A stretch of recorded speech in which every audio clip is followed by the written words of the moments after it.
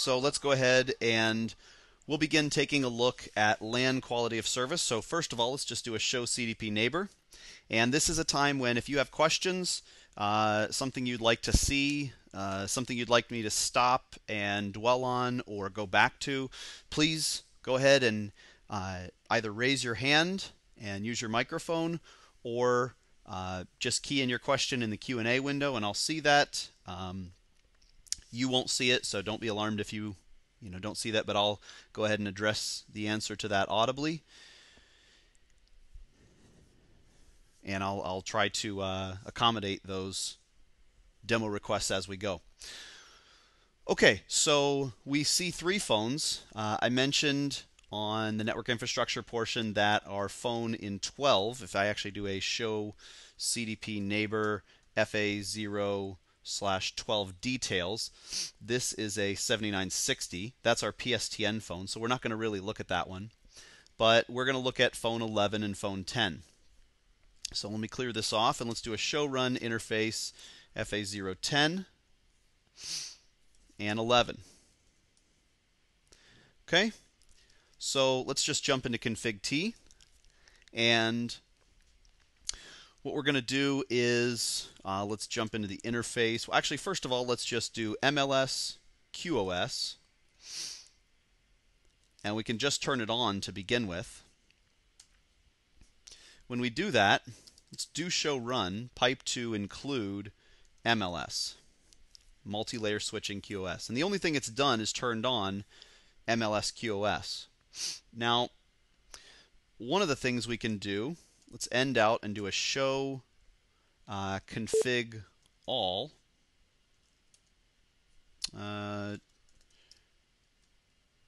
Sorry, let's do show run all, or full actually. And if we do a show run full, we should be able to, actually I should have piped that to MLS, pipe to include.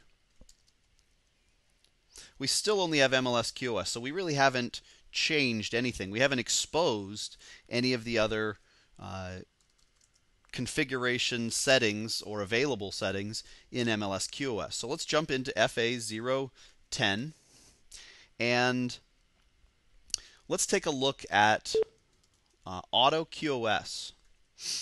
So one of the things we can do here with Auto QoS for VoIP, and we tell it is it a Cisco phone or a soft phone, or do we just want to explicitly trust, we'll go ahead and say Cisco phone because that's what this is note how long it takes the switch, which is a very fast device, to come back with a prompt.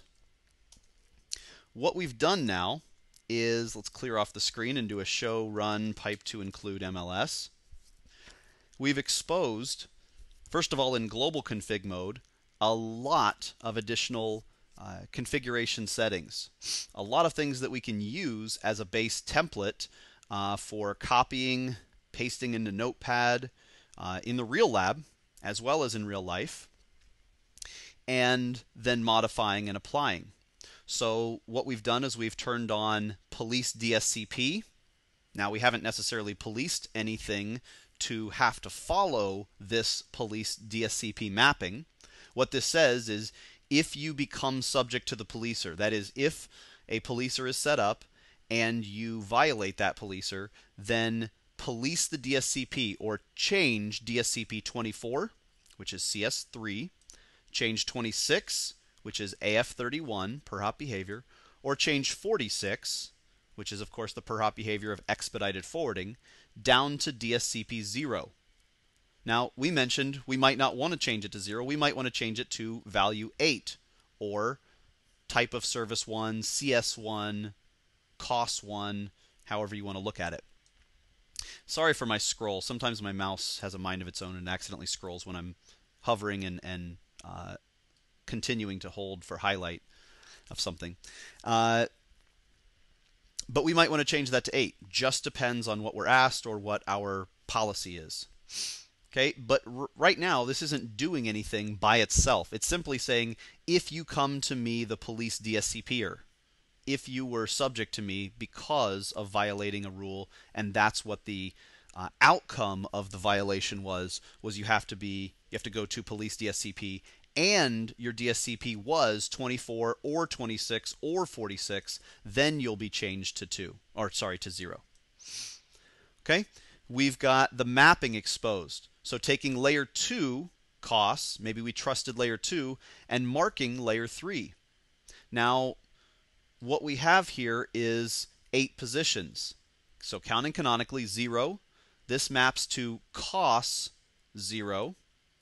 We have 8. That's a DSCP value of 8, but it maps to costs 1. Okay, so if you go with me from left to right, cost 0, cost 1, cost 2, cost 3, cost 4, layer 2 5, cost 6, cost 7. 8 values. Okay, so if we're at 5, that's 46. That is, layer 2 cost 5 maps to DSCP layer 3 46, which is the decimal value, which is, of course, the per hop behavior of EF, or expedited forwarding. So that's the way that layer 2 to layer 3 map works. We can also create, but it's not done for us with AutoQoS, we can create a layer 3 to layer 2 mapping. It would simply be global config MLSQoS map DSCP-costs instead of cost DSCP. And then we would put in the cost values mapping to the DSCP values. We can also take a look at this as well.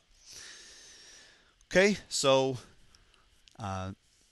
MLSQoS SRRQ.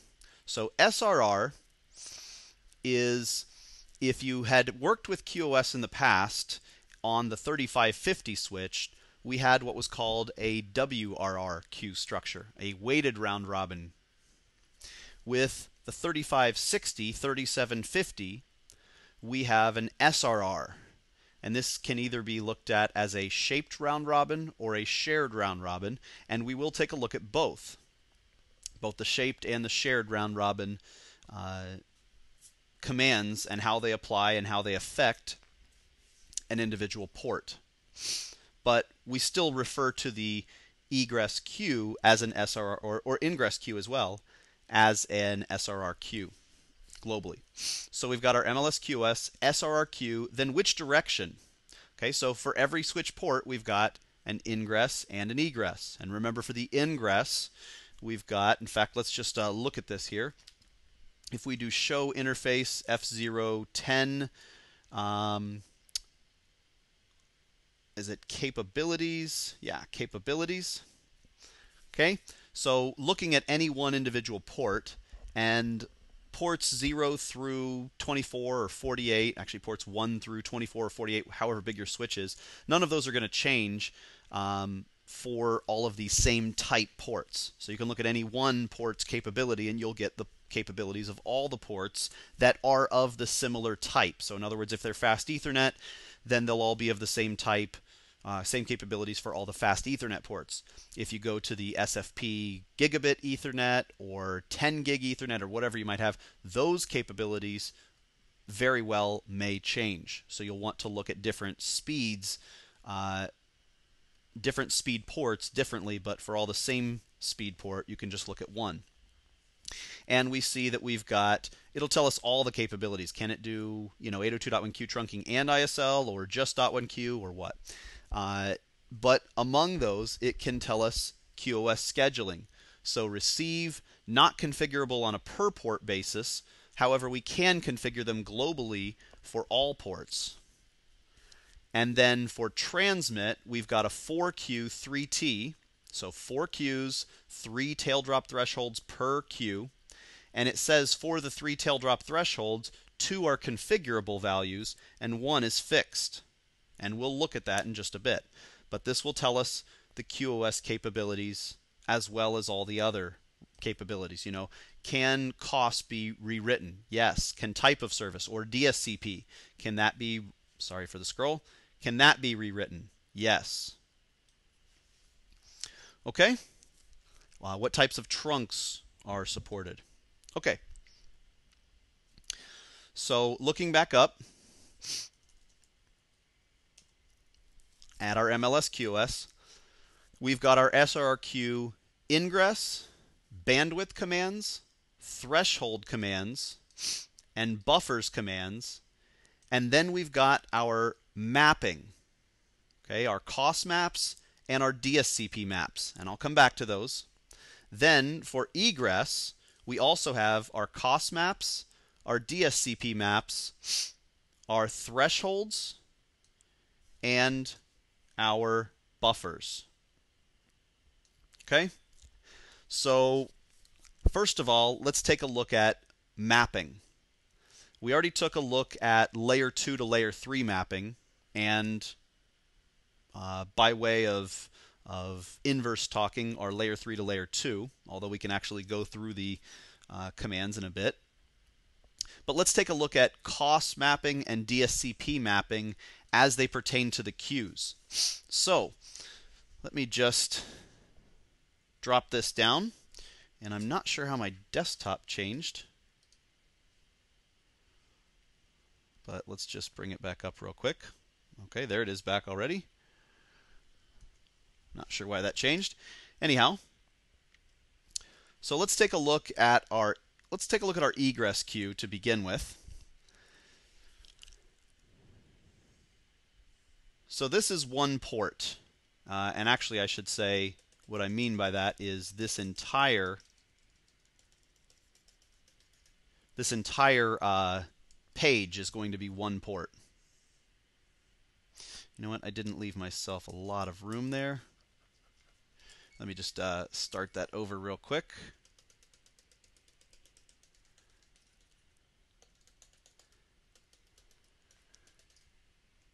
Okay, so this is my FA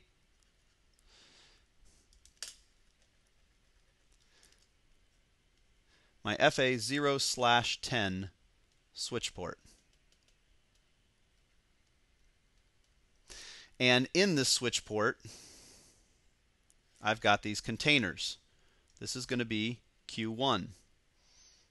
I've got 4 hardware egress queues. So Q2,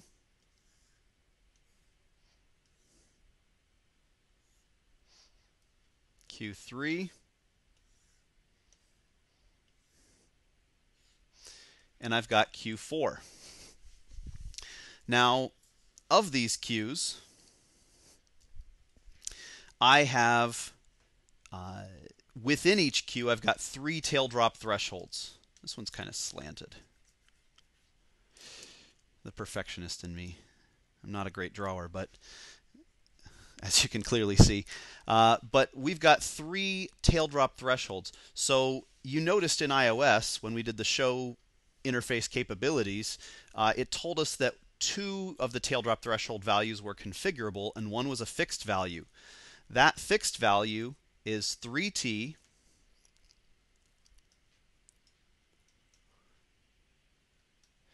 and I'm putting the values to the left of each queue, and that is always 100% of the queue value. Actually, I'll use red for my tail drop thresholds.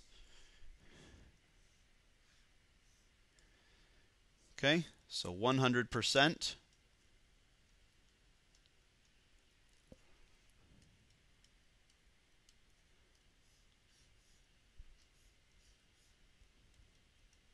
And that makes sense. That is to say, once the queue fills up completely with traffic, we have to drop it. We have no more memory to store frames.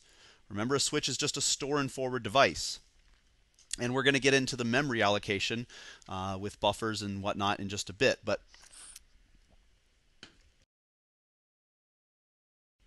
first we need to look at the queuing and threshold structures first.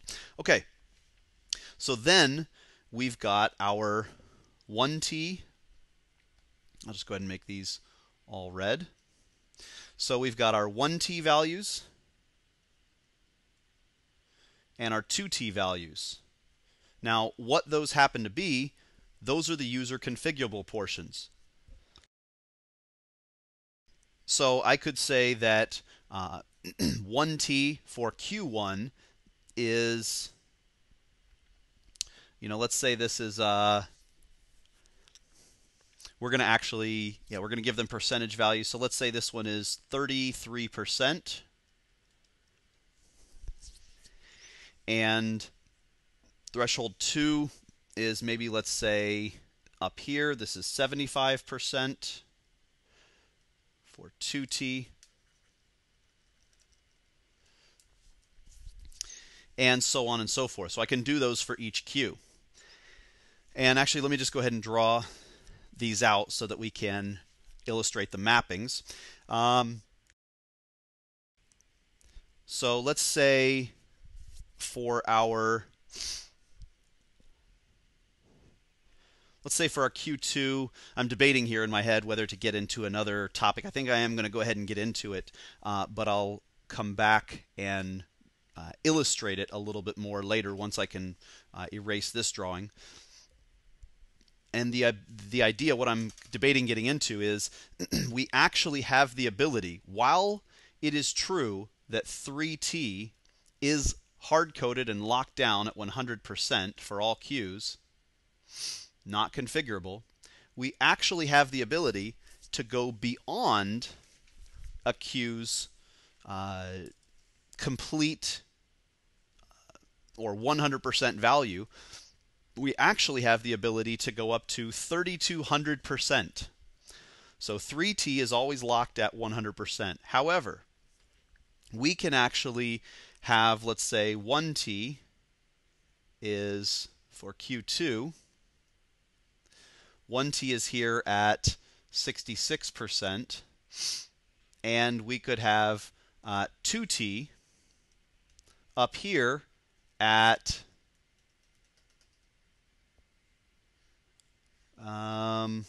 let's say 200%. And over here, we're going to put, we'll just put these within this area. So 2T is, let's just say, whatever, 75%.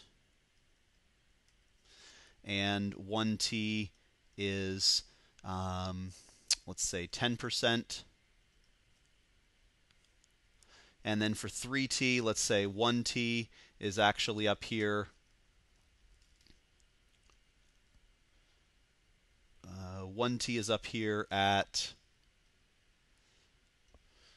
let's say 200%. And 2T is actually up here at 500%.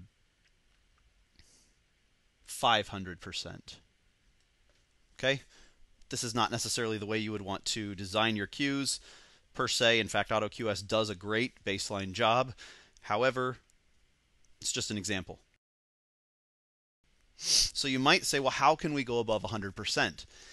Remember, as I just mentioned, it's a store and forward device. We take in frames, we store them in memory, and then we forward them out. Well, these queues are nothing more than all four queues are sharing the memory that's allocated to this one particular, I'll use blue here. There's memory allocated to this port, right?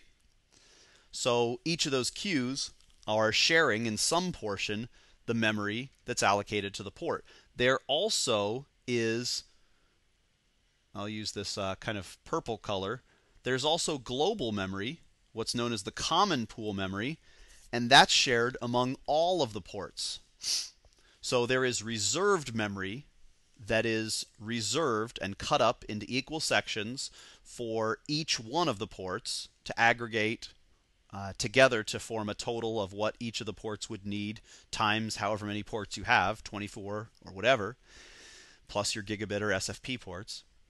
But then there's also an additional pool of unused memory, unused by default, set aside called the common pool. And each port uses all of its memory, all of its specific memory for its port to divide up between the queues that it has. However, it also has the ability to go above its port's queues memory or ports memory and dip into the common pool. Now, obviously, too many ports dipping into the common pool, it's kind of a first come first serve basis. So the reserve memory is what you're guaranteed to be able to use, and the common pool is first come first serve. So if too many ports are dipping in, obviously there will be a dropping of packets still before the possible configured 2T or 3T values, which could be more than 100%. But because we have that ability, we can, for these areas here, here's my 2T and here's my 1T. So these are sort of pseudo areas above and beyond the standard port. We can actually borrow common pool memory to go above our 100% values. We have that ability in the higher switches, in the 3750, for instance, which is obviously what's in the exam. Okay, so when you look at, or when we configure the values for tail drop thresholds, this is where you'll actually see that we can give percentage values up to 3200% of a given port's 100% memory allocation. So it's important that we know where these are, where these tail drop thresholds are, and not just know where the queues are, because now that we have this concept and this sort of mapping drawn out, even if it's a bit crude, remember that I am drawing on a screen. Actually, I'm just not a good drawer at all. I wish I was. Then we can begin to look at the layer 2 to queue mapping and layer 3 to queue mapping. So let me just go back to this screen. So here we've got our layer 2 cost map to Q1 threshold 2, and in that spot we're putting cost 1. Okay, so in Q1 threshold 2 we're putting the cost value of 1. So let's just overlay that. That was Q1 threshold 2. Okay, so Q1 threshold 2, we're putting cost value. Let me actually change that to a different color. We're putting cost value of 1. So Q1 threshold 2, that's where we're putting cost 1. So it can go up to whatever the bandwidth or memory is set for Q1 and up to 75% of that. Now, once it goes beyond 75% of whatever was set for Q1, then that cost 1 traffic will begin to be dropped. Okay, so let's overlay that switch again. And let's say cost map Q1 threshold 3 is value 0. Okay, so here's cost 0. It can go up to 100%. Now let's also take a look at our DSCP maps. Now this is actually input, and I should have scrolled down to my output. So cost map 1 threshold 3 was 5. Those were my input values I was actually looking at.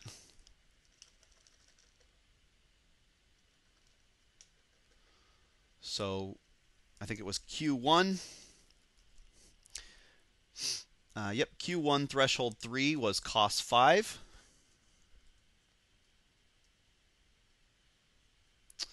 Okay. Q2 threshold 3 was 3, 6, and 7. Q2 threshold 3 was 3, 6, and 7. Okay, and we'll just stick with those. We've got our voice and we've got our signaling. Okay. We also have, so that's mapping layer 2 to those egress queues. We also have layer 3 maps. So output, DSCP map, Q1 threshold 3, and we've got all these values, most important of which, I'm not going to write down all of them, is 46. So here we have DSCP 46 is also in Q1 threshold 3, right? Q1 threshold 3.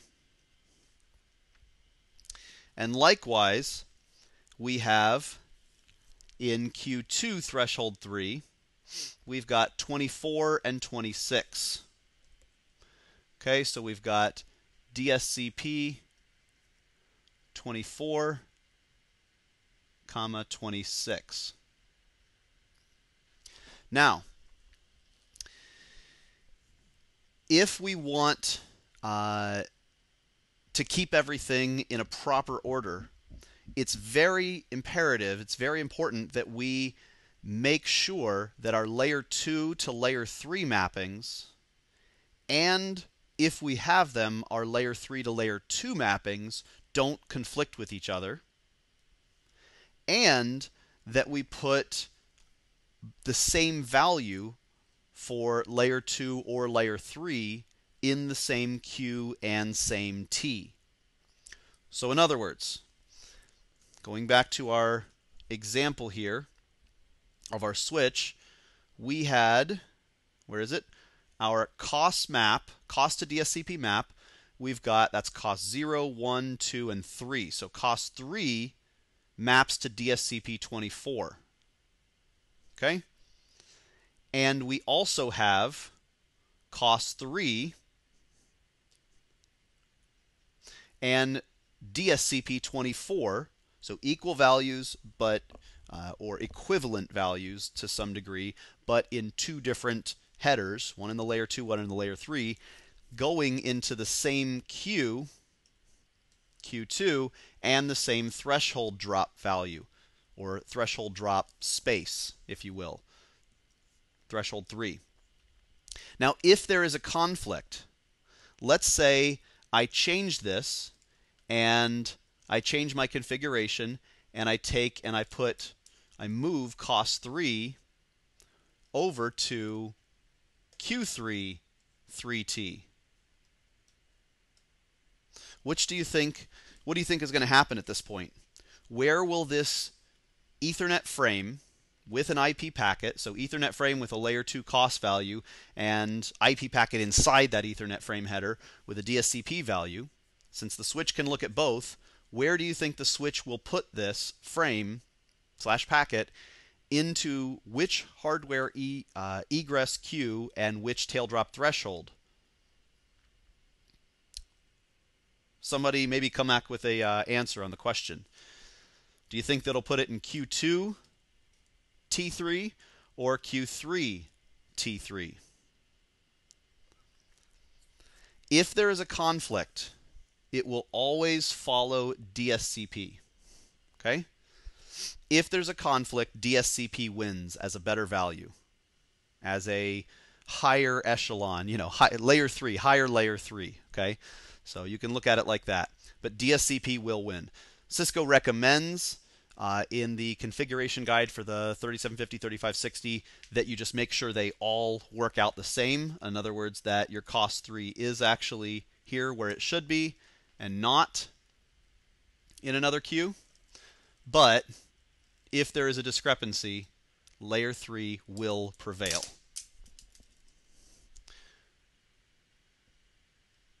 Okay? So that is when we're going to be doing our configuration. That's what we're actually going to be doing when it comes to talking about where are we placing these values. Now, if we actually take a look over at our router config, our switch config, and we actually look down at what we're going to get into in terms of our threshold values. We'll talk about this in a moment, what output 1 is. But output, meaning it's the egress portion of the queue, of the SRR queue, we have threshold 1, 2, 3, and 4, and I'll get into the rest in a moment. And in there we've got, well, actually, let me just go ahead and pull up this command so that I can show you. It's got a little more information. So MLS QoS, QSet, output 1. Let me just go ahead and say what the outputs are. Q sets are like templates, and we've got two of them. We've got template 1, which is applied to all the ports by default, and we've got template 2. If we want to change something, we should change it for all of the ports. They give you two Q sets or two templates. That way you can change everything you want, and then later go and apply Q set 2 to all the ports at once. You also can apply it to just one port, but that's not recommended.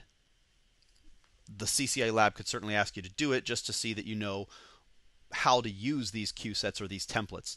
But the idea is that you've got a second one, you can play around with the values and then apply it to all the ports. And then if for some reason it doesn't work like you wanted it, go back to Q set 1 while you modify Q set 2 again, or leave it at, the template 2, the Q set 2, while you modify Q set 1, and then go back there. It's typically recommended to modify Q set 2, try it out, and then if it doesn't work, fall back to Q set 1 and modify Q set 2 again before applying it a second time. That way you can always go back to sort of the Cisco recommended values, or at least their default values.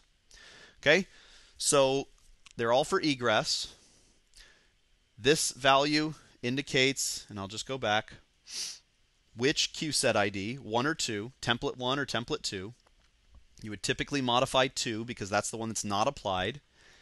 And then I'm going to just determine either buffers or thresholds. So buffers get into essentially how much memory are we allocating to each, well, let's just go there. Buffers to each queue. So we've got 4 values for template 1 and 4 values for template 2. The 4 values equate to the 4 queues per port. Now this is a global setting. You still have to apply the Q set to the port, unless it's the one that's already applied, then it takes effect immediately when you change it. But so if I was modifying output 1 or template 1, it would take effect immediately.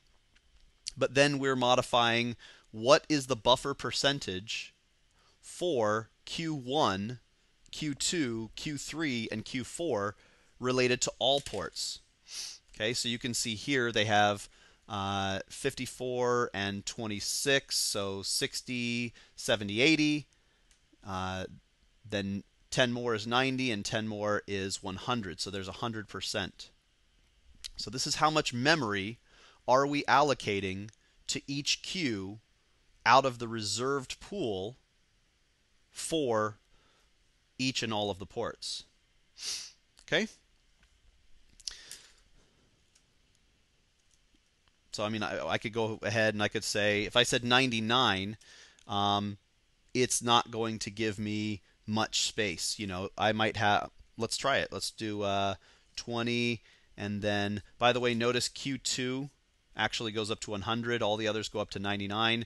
That's because this includes CPU buffer space for that particular port. Okay.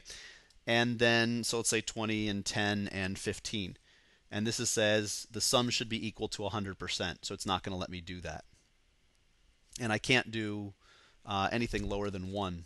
So even that's not going to work. I would have to do something like 97 if I wanted that to take. Okay?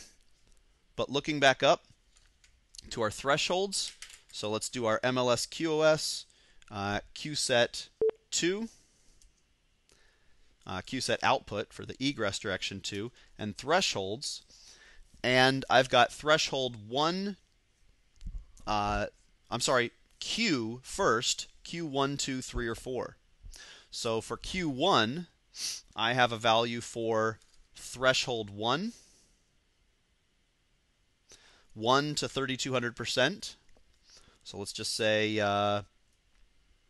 in our drawing we had said 33% for Q1 and threshold 1. Then threshold 2, in our drawing we had said 75%. Then I have a reserved threshold. So I can say of the memory that's allocated to my port and my queue, Q1, what is the reserved memory that I want to hold on to at all times. I want to lock down, nobody else can write to that memory. I want it reserved and ready for me. I could say 100%. And I can say a maximum threshold. So what's the maximum that anything can possibly use or burst up to? Okay, so I could say, 1,000% actually. That's perfectly fine. And then I can go back and do that same command, still output QSet or template 2, but threshold for Q2. Okay, this is the Q ID. So I would do it for 2, and then 3, and then 4. Just remember it's taking effect for all ports that use this QSet or this template. Okay, and so that right there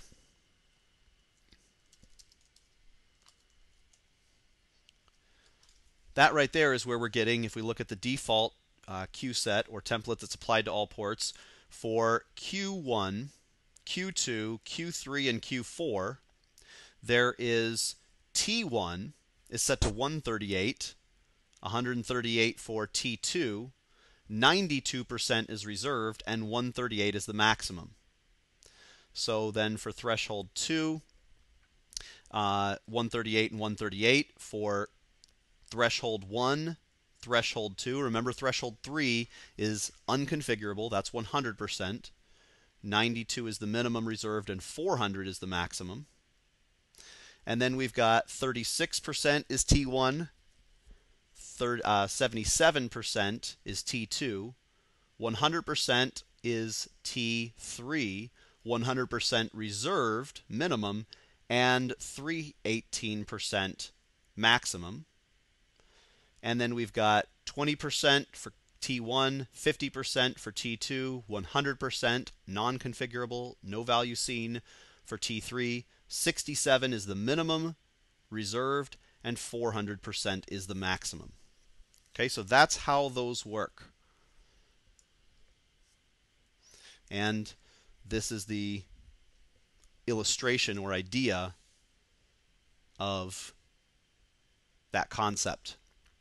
And then, of course, where we put the mappings for our DSCP or cost values, that determines what priority or what bandwidth available, really what, not really bandwidth, but what memory allocation is available to store those packets. So for instance, if we're storing voice packets, and we store Ethernet frames essentially, but inside of those voice packets, we are going to be really not creating if we don't turn on priority queuing, which at the access edge layer we might, in the distribution maybe, but at the core probably not, because we're going to have a large aggregation of voice packets in the core, and we don't want to overwhelm the data to the point where it really never gets its proper utilization, because there's always voice ports in a small campus of 5,000 phones or something. So if we don't have priority queuing turned on, or a strict priority queue, then we're probably not going to need to allocate a ton of space to our voice packets. And of course, we would baseline all of this. In real life, in the lab, we are going to do whatever we're told. But the reason is that they're small. They're probably not there that often, at least at the edge. In the core, they might be there a little more prevalent, so we'll allocate them properly after we've baselined. And then big bulk data, we're going to allow typically to burst much higher. Okay, does anyone have any questions on the idea or concept of egress queues, buffers, which is essentially the memory allocated to the ports and then to the individual queues within the ports, to threshold values within the queues, to the idea of the queue set, which is the templates, the two templates to be applied. And if you understand the egress, then you really understand the ingress. Okay, I mean it's basically the same functionality. in terms of mapping, in terms of memory allocation. Does anyone have any questions? Okay. So I'll leave this up for right now. Or I should say I'll leave it populated for right now so we can come back to it if we need. Okay, so we've talked about the buffers, the thresholds, the egress costs, layer 2 and layer 3 mappings. DSCP layer 3 takes precedence if there is a conflict, but you should make sure there's not. Again, for the input threshold and buffers, we don't have any queue sets. Okay, so we have no templates. So this is simply threshold 1 and threshold 2 for our two. I'm sorry.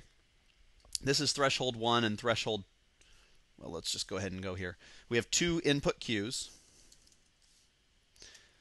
And so this is QID 1 or 2 for the ingress. And then we've got our threshold 1 and our threshold 2. And they can only go up to 100%. They can't borrow into the common memory. They've got no minimum reserved or maximum. So there is essentially 2T per queue. So 2Q, 2T for the ingress. 4Q, 3T per queue for the egress. Okay? So we've really covered everything in here that the auto QoS has done for us or exposed for us in the command line. So far, we haven't looked at the port or the policing. Okay, so let's continue on and let's just do show run. So we see our MLS QoS that we just went through. We see a certificate. Then we see a class map, actually two class maps for AutoQoS, VoIP, RTP trust, and control trust, and a policy map. So let's take a look at this. So this gets into the MQC structure, or someone said they feel like there should be a commercial called "This is your brain," and then "This is your brain on QoS." For those that don't recognize the reference, there was a public service announcement years back called "This is your brain," and then "This is your brain on drugs," and they would show like a fried egg or something, and a regular egg was your normal brain. There is a lot to, I think what Joseph's alluding to is that there's a lot to quality of service, and as I mentioned, there's a lot more. Maybe arguable, depends on how you look at it or what you've had the most time and exposure to, but there's a lot more sort of to the LAN side of QoS because of the enhanced hardware ASIC capabilities. Okay, so now let's get into the MQC structure, the modular QoS command line. This will apply to the switch, at least this class map and policy map portion, as well as to the router where there will be additional portions. But we've got the idea of class map, so we are classifying traffic. Sorry for the scroll. So we've got class map match all. Now, whenever you type in class map and then you create your own name, you don't have to put match any or match all, but be aware it does match all by default.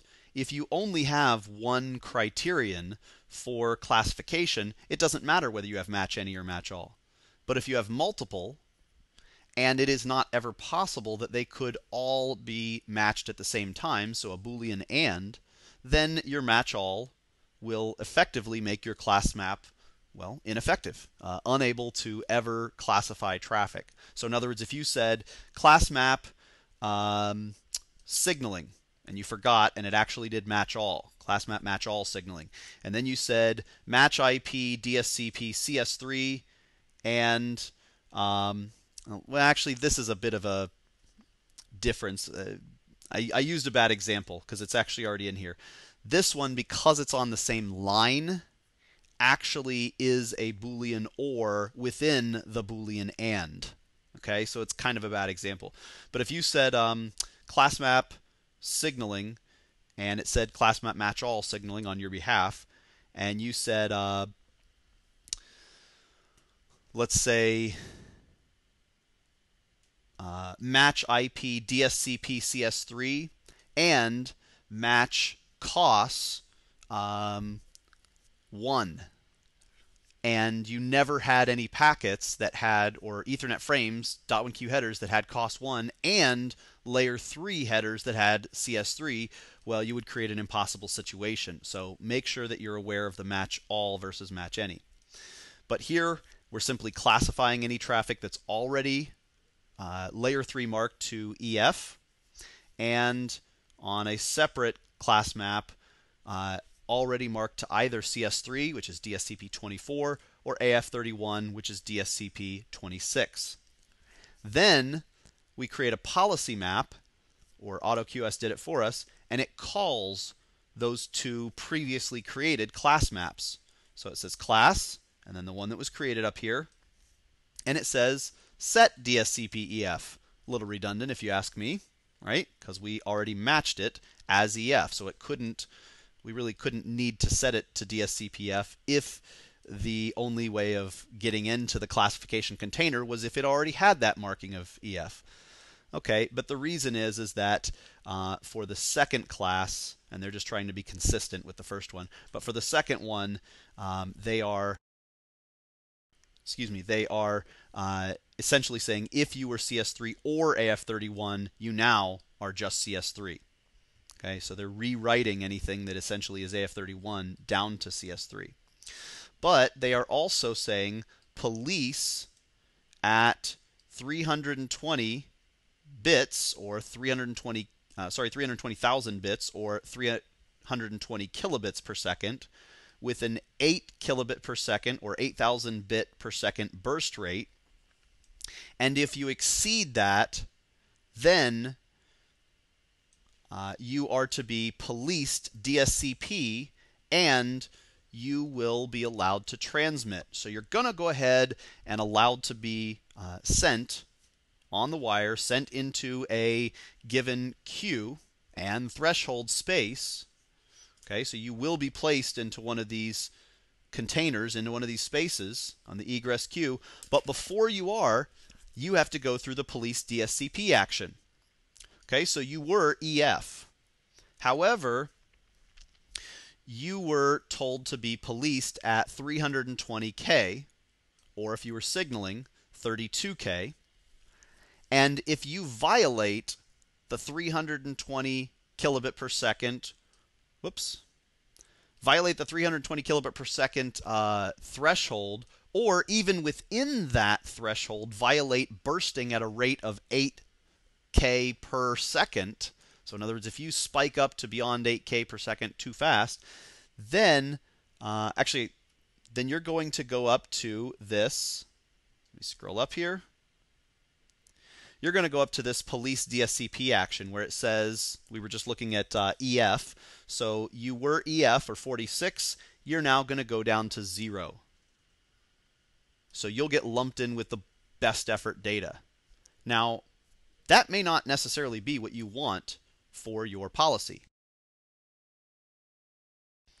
And by that, in real life, I mean you might not want 320K to be the top end value, nor might you want, if it violates that, to go to be remarked to 0 and get put in, you were going to get put in the container, let's say for DSCP 46 up here, but now you're going to get into the bulk data or best effort data at DSCP 0. So you see what that police DSCP does. It allows you to transmit. You're still going out this queue. You're still going out that queue and threshold value. However, you're now going to go into a different egress container than you would have otherwise gone. And like I said, that might not be what you want, and you can certainly change that in this configuration. We still don't even know if this pertains to one flow of traffic or to all voice traffic, aggregate. So there's microflow versus aggregate. If this is microflow, well then 320K of voice, that's pretty high. I mean, that's just beyond wideband, right? And I'm not talking G722, but I'm talking the actual wideband codec, which is 256 or 260K. I don't remember right off the top of my head what the default codec rate is, but even with the layer 3, layer 2 overhead, that's probably right about where that is. Okay, so let's go on down to our ports and see where that was actually applied. So here's the interface FAST010 where we applied our AutoQoS VoIP Cisco phone. It applied a conditional trust which said trust QoS if, or actually do whatever we say next, this next line here, do that type of a trust if CDP recognizes it as a Cisco phone. And if it does, then we're going to trust COS. We optionally, like I said, could trust DSCP as well. But we'll only trust this if it's a Cisco phone. But remember, like I said, if you just have this command and you do not have the type of trust, which AutoQoS adds automatically, but if you're doing it all manually, it doesn't necessarily add it, then you have nothing. This alone does nothing. Okay? We'll go into this in just a moment, but just to finish up the policy, it is applied a service policy input on this particular port. So we know this isn't a uplink from another switch because when we did the AutoQoS VoIP, we told it this was a Cisco phone. In other words, this is a phone attached to this port, and there might be a PC behind it or something, but there shouldn't be more than one phone attached to this port. And because of that, the maximum bandwidth that it should probably, or codec it should probably be negotiating is wideband. So if it goes beyond 320K for this one port on the ingress, before we even ever accept the packet or frame, then go ahead and police it down to 0. And maybe we would actually want that police to 8 to distinguish it from best effort. So the industry standard for scavenger traffic is COS1, or actually uses DSCP most of the time. So DSCP per hop behavior of CS1, class selector 1, or the decimal value, which is 8. Same thing. All the same thing, okay? So we might want to do that. That way we can transmit it, but maybe it's a worm. Maybe it's something masking itself as RTP. Or, we've got some other problem, okay? And notice it's doing this on the input, on the ingress. We normally police on the ingress.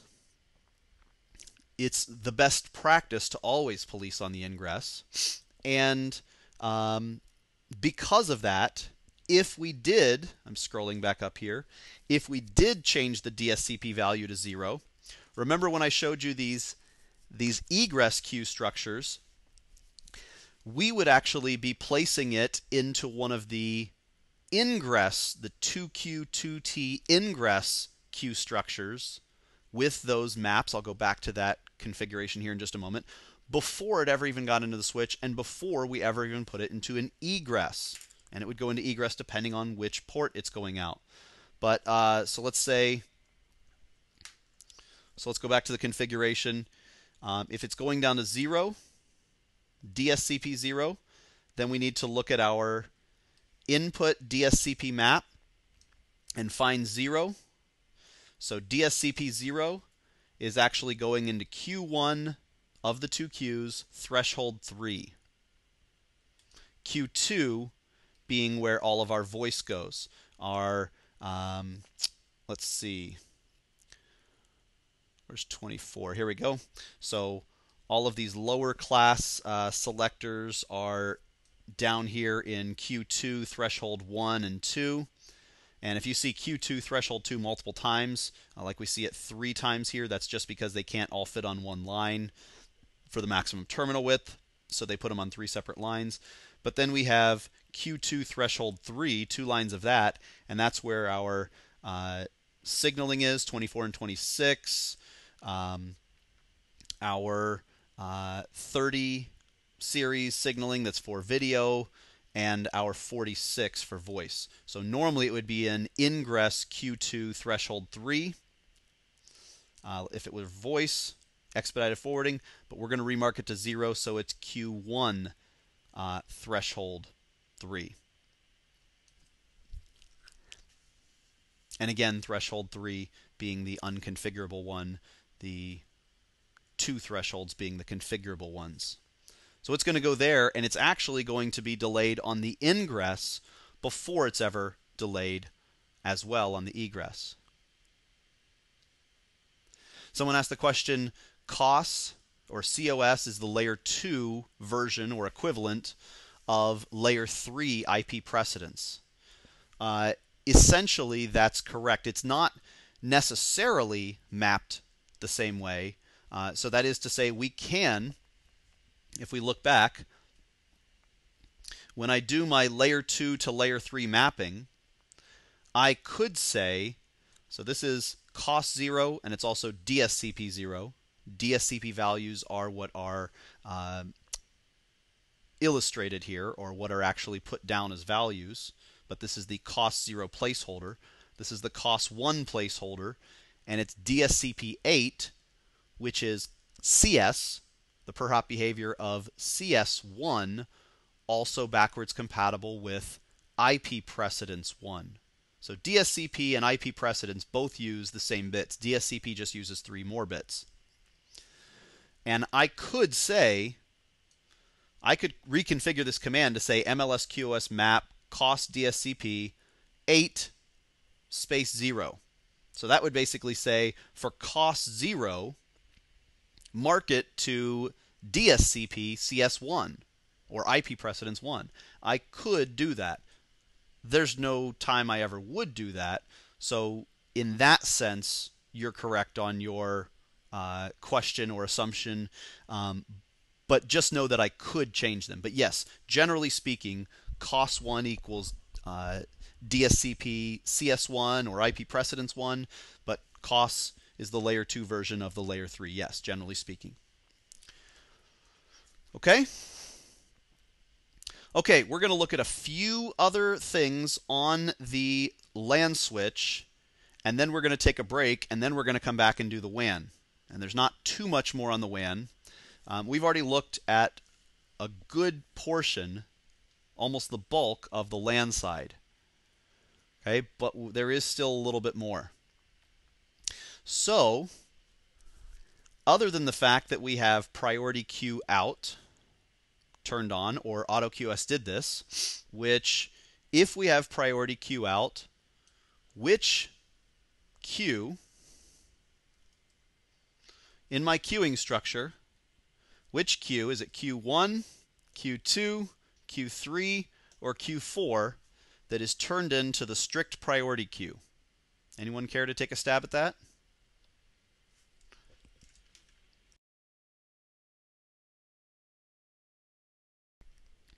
Someone said Q3, someone said Q1. 2 people said Q1.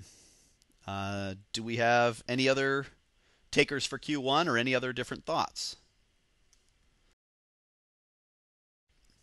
Okay, so as not to belabor it for the recording, it is Q1. It depends on which hardware catalyst switch you're looking at or talking about as to which priority queue or which queue gets turned into the priority queue. Okay, now as I mentioned, 3750, 3560, 2950, all 3 of those are identical. Okay, they don't change. They all use the same queuing structure, but the 3550 used Q4, for example. The 3560, 3750 does use Q1. The 4507 uses Q3. So it's important to know, and it's not very hard to find because you just look up in the configuration guide, specifically under the QoS subsection of the configuration guide, for whatever switch it is in real life you're working with. In the lab, that's going to be the 3750. But the reason that it's important is that, first of all, AutoQoS for each of the platforms should give you a bit of a hint, because as soon as we do AutoQoS and we look at our MLSQoS commands, specifically for the egress, all we have to do is look at our SRR output DSCP map commands and find the DSCP value of 46. And once we find that, then we should look at the queue number. And we see Q1. Okay? So Q1 does contain our voice traffic, but not our signaling traffic. That's in Q2. So that's one way to quickly identify and know that Q1 is going to be turned into the priority queue. And notice everything is at threshold 3. Nothing is set for Q1 for threshold 1 and 2. Okay, it's the priority queue. If you're in that queue, use 100% of the bandwidth, and get out the door first. But that's a quick way, without looking at the documentation on whatever platform you're on, to see which is the egress priority queue. Okay? Next, we're going to look at the SRRQ bandwidth share versus shape, and potentially both. And I'm actually going to pull up a blog article. Let me just find it here real quick. Pulled the wrong one over.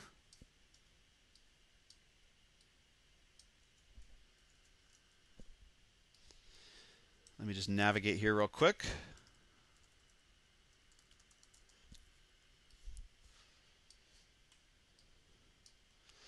Okay, and I'm actually just going to look for, I think he said quick note on egress queuing. No. There we go. Quick notes on the 3560 egress queuing. One of our instructors, Peter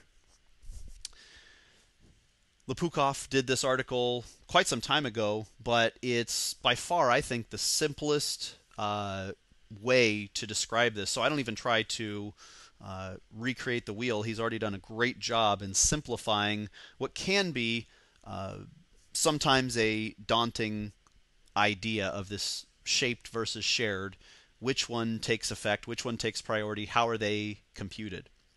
So first of all, note that the bandwidth commands that we're going to enter are relative to the speed.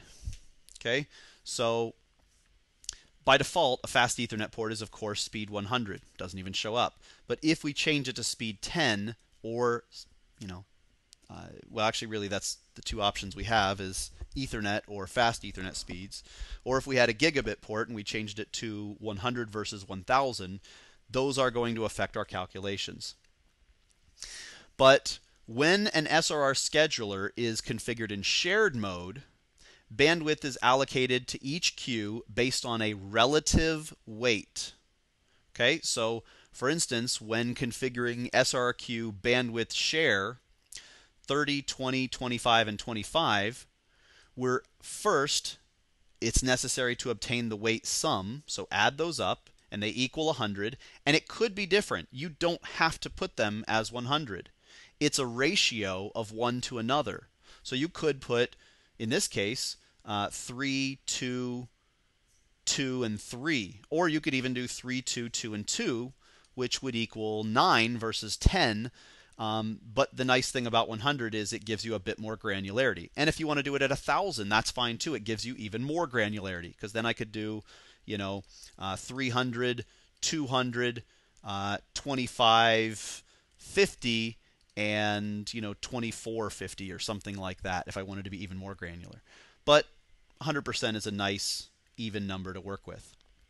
And so whatever that sum is, that is the ratio that we work with. So it's 30 over 100. Okay? And that you can use to calculate the effective bandwidth. But it's relative in that each number for the share is relative to the other three numbers to comprise all four numbers. So here we have 33, 33, 33, and 1. That happens to equal 100. So we've got 33% of the bandwidth, 33%, 33%, and 1% of the bandwidth. Okay? Now, in the case that he had done speed 10, instead of 30 meg, 3 over 100 times 10 megabits per second is 3 megabits. But it, of course, would be 30 megabits if we left it at the default 100. Okay? And, of course, the weights are only taken into consideration when the interface is experiencing congestion. Okay? So it's essentially you're just using the amount of buffers and space that you have per the global configs when there is more than enough space. When we configure it in shaped mode versus shared, this is policing. Okay? Instead of really guaranteeing, not reserving, not setting aside, but guaranteeing bandwidth like shared mode allows us to do in times of congestion, this is more bandwidth restriction, policing for each queue. And this is not based on a relative weight. Okay, so when we do shape, each weight is not relative to the other weights. In share, each one is relative to each other, so you have to add them all up to come up with your aggregate sum before you can put this value over the aggregate sum. But in shape, each one is an absolute weight, but it's an inverse absolute weight. Okay, so for instance, if we have SRRQ bandwidth shape 30,000, we're restricting the first queue to 1/30th. So whatever number you have here, place it as your bottom number on your fraction and put a 1 slash over it. So this would be 1/50th. And what's 1/50th?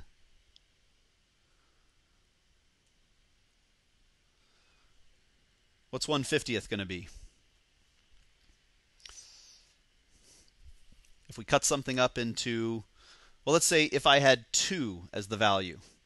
If I had 2 as the value, and I say 1/2, then that's going to be 50 megabit, right? If it was a 10 megabit, I'm sorry, if it was a 100 megabit link. If it was a 10 megabit link, 1/2 would be 5 megabits.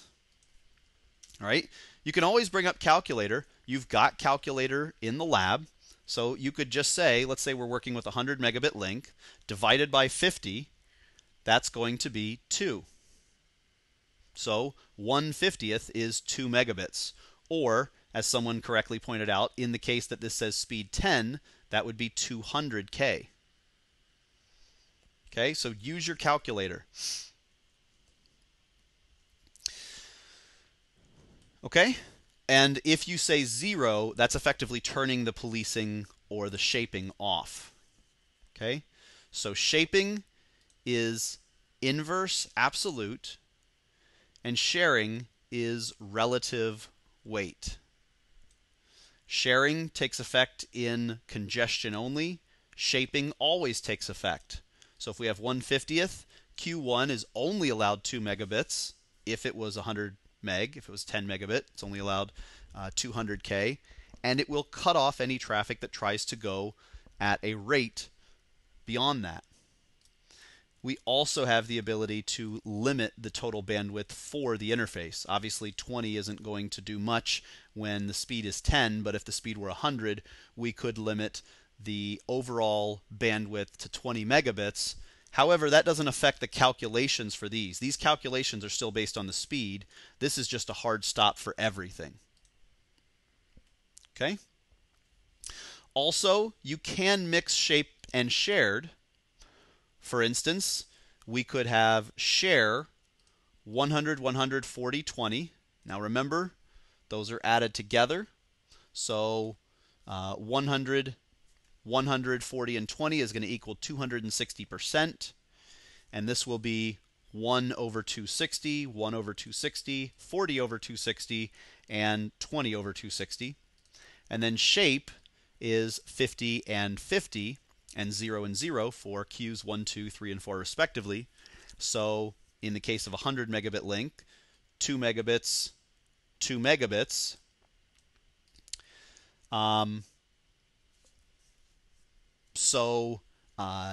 These first 2 queues will be limited to 2 megabits, and then queues 3 and 4 will get the remaining bandwidth. So 100 megabits minus 2 for queue 1 and 2 is 96. So queues 3 and 4 have 96 megabit to share, and of that 96 megabit, they're going to use 40 and 20, but not necessarily percent of the ratio. So 40 over 260 and 20 over 260. Okay, so when you enable priority queue, it does turn Q1 3550 3560 3750 into a priority queue, and the scheduler doesn't account for any of the queue's weights in any calculations. That's why, since the iOS command line will only allow you to put a value of 1, you put a value of 1. But it doesn't even take that into calculation. So let's say I wanted to do share, and I wanted to make this 30%, 30%, which is 60, and 40%. I would do 1 and then 30, 30, 40. I wouldn't make one of those one less than whatever it was, because it's not going to take that 1 into effect if I have priority queue turned on. Okay?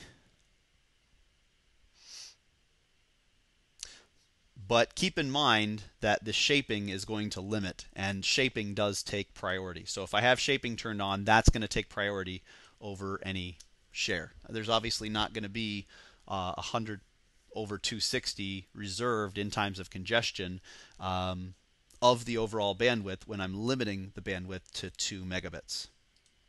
Okay? So great blog article. It's also that's in the not the QoS SRND per se, but that is in the documentation, the QoS subsection for the documentation for the 3750. So let me actually just go there real quick. I've actually created a bit.ly link for Cisco Docs, and that takes you to right where you're going to have as a live access when you're in the CCIE Voice Lab. You can't go outside of here, but if it's within products or technologies, you certainly can look up anything, or if it's in the SRNDs, which are on your desktop. So if you think about it, the CCIE Lab is really an open book exam. You don't have time to go through everything, just like you don't have time in any sort of open book exam to go through all the documentation. You might not even have time to go through much of it, but if you get stuck, or you need something like URLs for an IP phone service, which we'll certainly cover in this class, where to find those, you do have that available. And sorry, you don't want to go to Cisco IOS. That would be for a router. We want to go to switches, and then we want to go to LAN switches access and 3750.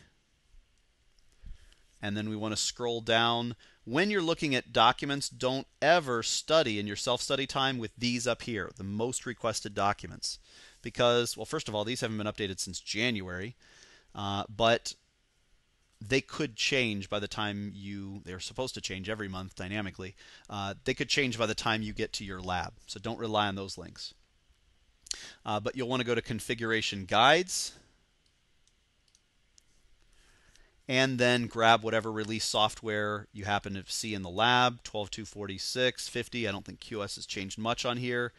And then go down to quality of service.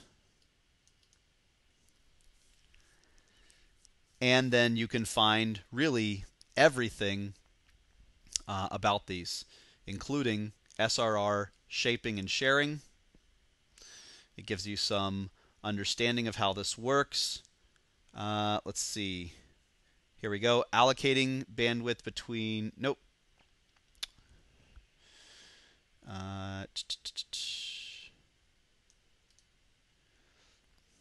What I actually want is the interface, shaping and sharing. So I'm going to go down to...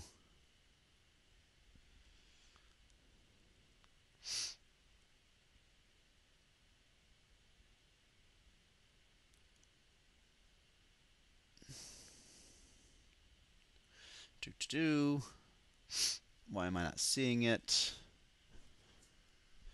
Well, I can just do a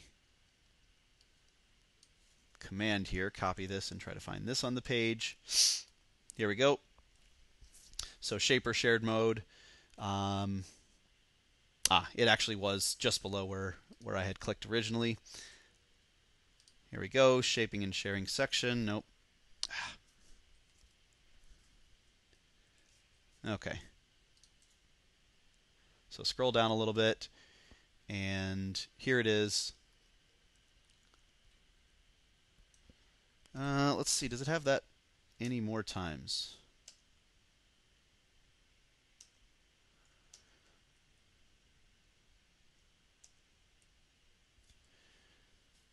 Here we go.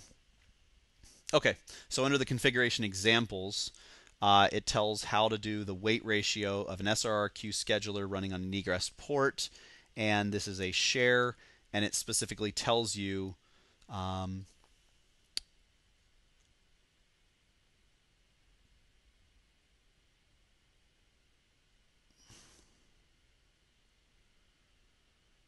yeah, the way this describes it, this is why Peter wrote the article. The way this describes this is not necessarily the best. So forget that I told you you could look it up in the lab. No, you can look it up in the lab, but it's just not necessarily. I have to say that particular configuration guide is not necessarily the best when it comes to that. So just go on our blog and search for quick and 3560 queuing or 3560 egress. It's not labeled under 3750. Maybe I'll add that tag later to this blog post so that it can be found that way as well. But this is by far the easiest place that I've ever seen it described. Okay? And this coming from a man that actually reverse engineered all of Cisco's iOS router QoS and forced them to come up with a better method. So reverse engineered their proprietary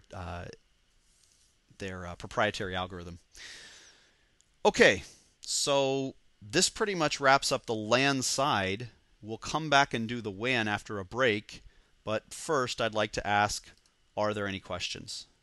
Okay, great question. So he asked, are there any key words that we should look for in the exam wording that would point you in the direction of what parameter to modify as far as QoS parameters go on the switch? That's a great question. I would definitely say yes, there are. First of all, I would say that if you're unsure of the wording of a task, but you understand generally what's being asked, so you understand the concept, you understand it's talking about LAN, QoS, you understand generally where something, maybe let's say we're talking about memory allocation to ports in a LAN switch, and you were given that much information, and you know that that either has something to do with buffers or thresholds. You're not sure of two things. One, the direction, was it ingress or egress? Or two, you're not exactly sure whether they wanted you to modify something related to the threshold or to the buffer. First of all, I would ask for clarification on the task, and depending on where you sit for the exam, depends on the kind of information you're going to get back, depends on how much information they have as proctors. Not every place has all 6 tracks of CCIEs for each proctor. Each proctor at least has 1 for sure, and many have 2 or 3, but not everyone has, well, actually no one has all 6, at least none of the proctors operating currently. So you're not necessarily going to have, per se, a CCIE voice. Just like if you take CCIE security, you're not guaranteed to have a CCIE security as a proctor. They do have, typically they have frequently asked questions by students that they've compiled over the last 16 years now, that they dish out and hand out to all these proctors to help them answer questions. And these proctors also have the golden grading exam or guides so that they can look at the answer and try to help the student as best they can. I will actually say real quick that if you go to RTP in the US, and I realize that's certainly not possible for everyone, that currently there's a new proctor there that just started about a year and a half ago named Kelly, and she's a CCIE voice, and she's extremely nice and helpful to anyone that has any questions. Um, I've heard nothing but good things reported on anyone that asked her any clarification question if they demonstrated a sound understanding of the base principle and topics. And that is actually very important. When you're asking any question to a proctor, you need to demonstrate that you understand soundly the concept, the technology. It's just the wording that you're unclear on. But first of all, I would ask about the wording as it pertained to ingress or egress. Most likely it's going to pertain to egress. Most likely if they want you to do something for ingress, they're going to state that. But then when it comes to threshold or buffers, just using that as the example in looking at keywords. So we're looking at maybe a keyword memory that sets us off to, and memory allocated to a port that sets us off to thinking about these thresholds or buffers as they pertain to allocating memory to ports and queues. Then what I would say is I would first of all I'd try to look deeper into the question, and sometimes that's what the proctor might give you back as a response is, well, look closer at the wording, and maybe they don't just talk about memory pertaining to a port, but they talk about memory pertaining to a queue. Well, if they talk about memory pertaining to a queue, this is the only place that you can enter a value that deals with common pool or actually, sorry, reserve pool memory dedicated to a queue. These four values, because there are four values, they can be elusive. Whoops, sorry for the scroll. And they can make you think that they are queues. But again, if you remember our command line demonstration, the first two are threshold 1 and 2 of whatever queue this is. Threshold 3 is not represented, it's not configurable, and then this is a minimum and maximum. So if they were talking about memory allocated to a port, were they more granularly talking about memory allocated to a port and particularly allocated to queues, which is buffers?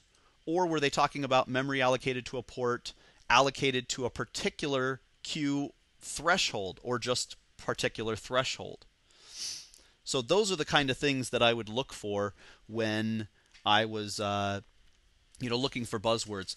Did they talk about where to place a packet, either a layer 2 frame or a layer 3 packet? Okay, that would probably deal with egress cost map to the queue and the threshold, or DSCP map to the queue and the threshold. Did they talk about rate limiting something? If they said rate limit something, did they mention the whole interface? If they mentioned the traffic on the whole interface, well, then it might be SRRQ bandwidth limit. If they talked about, if they talked about limiting the rate limiting one queue, well, then that might be the SRQ bandwidth shape, not share, but shape, and then that particular queue. Or did they talk about rate limiting a certain type of traffic? If they talked about rate limiting a certain type of traffic, now you're getting into policing.